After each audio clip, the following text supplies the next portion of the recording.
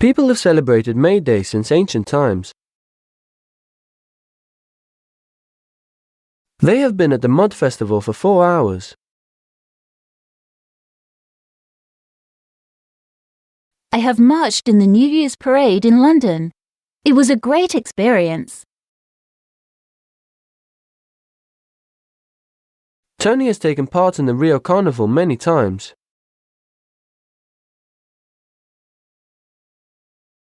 Somebody has spilt coffee on my keyboard.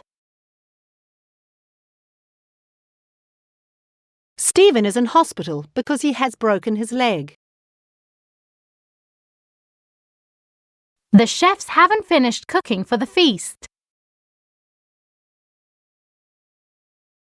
Your mum has already gone to work, so I'm taking you to school.